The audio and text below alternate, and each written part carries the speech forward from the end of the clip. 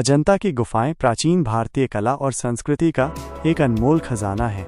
अपनी अद्भुत वास्तुकला, जीवंत चित्रों और उत्कृष्ट मूर्तियों के साथ ये गुफाएं सदियों से कलाकारों, इतिहासकारों और पर्यटकों को आकर्षित करती रही हैं।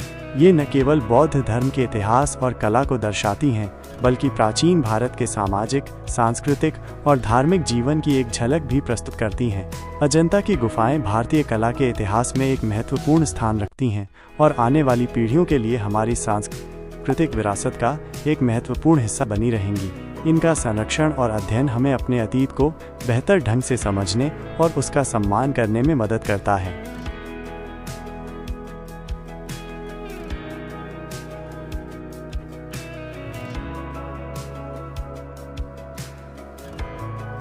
आप अजंता गुफाओं तक पहुंचने के लिए विभिन्न तरीकों का उपयोग कर सकते हैं। हवाई मार्ग बाय एयर। निकटतम हवाई अड्डा। अजंता के सबसे नज़दीकी हवाई अड्डा औरंगाबाद -IXU है।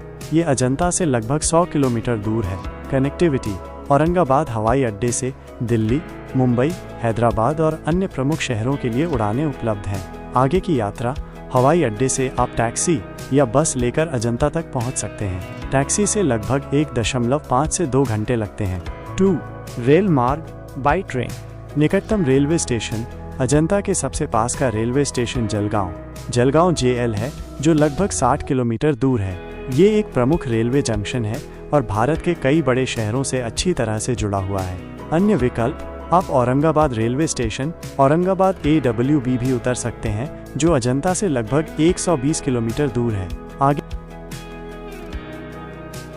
औरंगाबाद जिले में स्थित प्राचीन भारतीय कला, वास्तुकला और बौद्ध धर्म का एक अद्वितीय संगम है। चट्टानों को काटकर बनाई गई ये 30 गुफाएं कुछ अपूर्ण दूसरी शताब्दी ईसा पूर्व से लगभग 480 ईस्वी तक के कालखंड में निर्मित हुई। इन गुफाओं को 1983 में यूनेस्को की विश्व धरोहर स्थल घोषित किया गया है, जो इनकी ऐतिहासिक, कलात्मक और सांस्कृतिक महत्ता को दर्शाता है।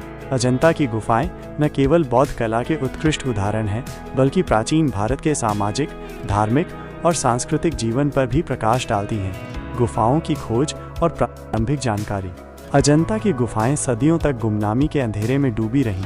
घने जंगल और प्राकृतिक तत्वों के प्रभाव के कारण ये बाहरी दुनिया से लगभग कट गई थीं। इनका पुनः पता 28 अप्रैल 1819 को ब्रिटिश सेना के एक अधिकारी जॉन स्मिथ द्वारा लगाया गया, जो बाघ का शिकार करते हुए इस क्षेत्र में आए थे। उन्होंने गुफा संख्या 10 के प्रवेश द्वार को देखा, जो उस समय झाड़ियों से ढका हुआ था। इस खोज ने भारतीय पुरातत्व और कला के इतिहास में एक नया अध्याय खोला। गुफाओं की खोज के बाद धीरे धीरे इनका महत्व समझा जाने लगा। विभिन्न पुरातत्वविदों, इतिहासकारों और कला विशेषज्ञों ने इनका दौरा किया और इनके ऐतिहासिक और कलात्मक पहलुओं का अध्ययन किया। प्रारंभिक अध्ययनों से पता चला कि ये गुफाएं बौद्ध धर्म से संबंधित हैं और इनमें हीनयान और महायान बौद्ध धर्म दोनों के कलात्मक और स्थापत्य शैली के उदाहरण मिलते हैं। निर्माण काल और संरक्षण। अजंता की गुफाओं का निर्माण एक लंबी अवधि में 2 मुख्य चरणों में हुआ माना जाता है। पहला चरण दूसरी शताब्दी ईसा पूर्व, पहली शताब्दी ईस्वी। इस चरण में मुख्य रूप से हीनयान बौद्ध धर्म से संबंधित गुफाएं गुफा संख्या 9, 10, 12, 13 और 15A निर्मित हुई। हीनयान बौद्ध धर्म में बुद्ध को एक महापुरुष के रूप में माना जाता था और उनकी प्रतीकात्मक रूप से पूजा की जाती थी। इन गुफाओं में स्तूप, अर्धगोलाकार संरचनाएं, जिनमें बुद्ध या अन्य महत्वपूर्ण बौद्ध भिक्षुओं के अवशेष माने जाते हैं, प्रमुख हैं। गुफा संख्या 9 और 10 चैत्य गृह, प्रार्थना हॉल हैं, जिनमें स्तूप स्थापित हैं। गुफा संख्या 12, 13 और 15A विहार, बौद्ध भिक्षुओं के रहने के स्थान हैं, जो सरल संरचनाओं वाले हैं। इस काल की कला में बुद्ध को सीधे मानव रूप में नहीं दर्शाया गया है, बल्कि उनके प्रतीकों जैसे पदचिन्ह, धर्मचक्र और बोधि वृक्ष के माध्यम से उनकी उपस्थिति को दर्शाया गया है। इन गुफाओं के निर्माण में सातवाहन राजवंश के संरक्षण की महत्वपूर्ण भूमिका मानी जाती है। दूसरा चरण 5वीं शताब्दी ईस्वी का मध्य। यह चरण वाकाटक राजवंश के राजा हरिसेन लगभग 475-500 ईस्वी के शासनकाल में हुआ। इस दौरान महायान बौद्ध धर्म से संबंधित कई विकसित और अलंकृत गुफाएं गुफा संख्या 1 से 8, 11 और 14 से 29 बनाई गई। महायान बौद्ध धर्म में बुद्ध को एक ईश्वर के रूप में माना जाता था और बोधिसत्वों, ज्ञान प्राप्त करने वाले और दूसरों की मदद करने वाले की अवधारणा महत्वपूर्ण थी। इस काल की गुफाओं में बुद्ध और बोधिसत्वों की भव्य और जटिल मूर्तियां स्थापित हैं। दीवारों और छतों पर जातक कथाओं, बुद्ध के पिछले जन्मों की कहानियां और बुद्ध के जीवन की घटनाओं के विस्तृत और रंगीन चित्र बनाए गए हैं। इन चित्रों में तत्कालीन समाज, संस्कृति, वेशभूषा, आभूषण, पशु पक्षी और प्राकृतिक दृश्यों का जीवंत चित्रण मिलता है। वाकाटक राजाओं के अलावा स्थानीय धनी व्यापारियों और भिक्षुओं ने भी इन गुफाओं के निर्माण और अलंकरण में योगदान दिया होगा। गुफाओं की वास्तुकला और कला। अजंता की गुफाएं अपनी अनूठी रॉक कट वास्तुकला के लिए प्रसिद्ध हैं। इन गुफाओं को विशाल बेसाल्ट चट्टानों को काटकर बनाया गया है। गुफाओं को दो मुख्य प्रकारों में वर्गीकृत किया जा सकता है। चैत्य गृहस ये प्रार्थना हॉल होते थे जिनमें एक स्तूप स्थापित होता था। ये गुफाएं आमतौर पर आयताकार होती थीं, जिनमें एक छोर पर अर्धवृत्ताकार चैत्य मेहराब और शू शेप्ड आर्च होता था और स्तूप केंद्र में स्थित होता था। गुफा संख्या 9 और 10 प्रारंभिक हीनयान काल के चैत्य गृह हैं, जबकि गुफा संख्या 19 और 26 महायान काल के अधिक विकसित चैत्य गृह हैं, जिनमें बुद्ध की मूर्तियां भी स्थापित हैं। विहारास ये बौद्ध भिक्षुओं के रहने के स्थान थे। ये आमतौर पर वर्गाकार या आयताकार होते थे, जिनके चारों ओर छोटे कक्ष बने होते थे।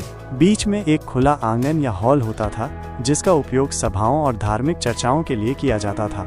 महायान काल के विहारों में अक्सर बुद्ध और बोधिसत्वों की मूर्तियां भी स्थापित होती थीं। अजंता की गुफाएं अपनी भित्ति चित्रों, म्यूरल्स के लिए विश्व स्तर पर जानी जाती हैं। ये चित्र फ्रेस्को तकनीक, गीली प्लास्टर पर रंग भरना का उपयोग करके बनाए गए हैं। चित्रों में प्राकृतिक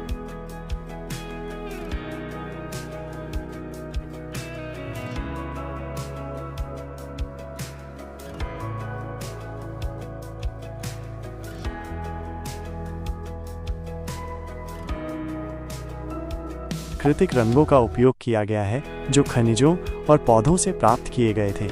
इन चित्रों के विषय मुख्य रूप से बौद्ध धर्म से संबंधित हैं, जिनमें शामिल हैं जातक कथाएं, बुद्ध के पिछले जन्मों की कहानियां जो नैतिकता और त्याग के महत्व को दर्शाती हैं, बुद्ध का जीवन, बुद्ध के जन्म, ज्ञान प्राप्ति, प्रथम उपदेश और महापरिनिर्वाण से संबंधित दृश्य। बोधिसत्व, करुणामय प्राणियों का चित्रण जो दूसरों को ज्ञान प्राप्त करने में मदद करते हैं, जैसे कि अवलोकितेश्वर और मंजुश्री। तत्कालीन सामाजिक जीवन, राजाओं, रानियों, दरबारियों, सामान्य लोगों, संगीतकारों, नर्तकियों और जानवरों के जीवंत दृश्य। प्रकृति, पेड़ पौधे, फूल, फल, पहाड़, नदियाँ और विभिन्न प्रकार के जीव जंतु।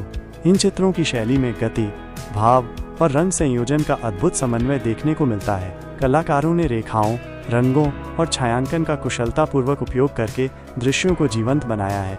गुफाओं में चट्टानों को काटकर बनाई गई मूर्तियां भी महत्वपूर्ण हैं। इनमें बुद्ध को विभिन्न मुद्राओं जैसे ध्यान, अभय, वरद में दर्शाया गया है। बोधिसत्वों की मूर्तियां जटिल आभूषणों और वस्त्रों से सजी हुई हैं।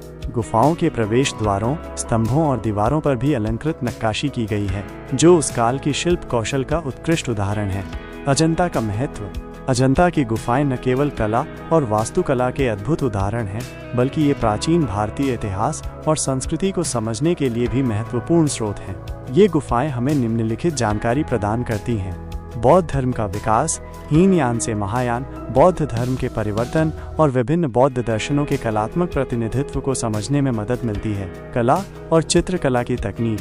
प्राचीन भारतीय कलाकारों की चित्रकला तकनीक, रंग संयोजन और अभिव्यक्ति कौशल का ज्ञान होता है। सामाजिक और सांस्कृतिक जीवन।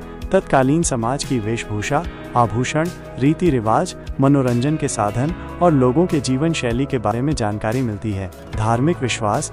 बौद्ध धर्म के विभिन्न पहलुओं जैसे कर्म, पुनर्जन्म, निर्वाण और बोधिसत्व की अवधारणाओं को चित्रों और मूर्तियों के माध्यम से समझा जा सकता है। वास्तुकला और इंजीनियरिंग। चट्टानों को काटकर जटिल संरचनाएं बनाने की प्राचीन भारतीय इंजीनियरिंग कौशल का पता चलता है। अजंता का संरक्षण। सदियों तक उपेक्षित रहने के बाद अजंता की गुफाओं को प्राकृतिक और मानवीय कारकों से काफी नुकसान पहुंचा है। चित्रों का रंग फीका पड़ गया है, प्लास्टर झड़ गया है और मूर्तियों को क्षति पहुंची है। भारत सरकार और विभिन्न अंतर्राष्ट्रीय संगठनों ने इन गुफाओं के संरक्षण के लिए कई कदम उठाए हैं। चित्रों को रासायनिक उपचार और धूल से बचाने के लिए उपाय किए गए हैं। गुफाओं के अंदर रोशनी को नियंत्रित किया गया है और पर्यटकों की संख्या को सीमित किया गया है ताकि क्षति को कम किया जा सके।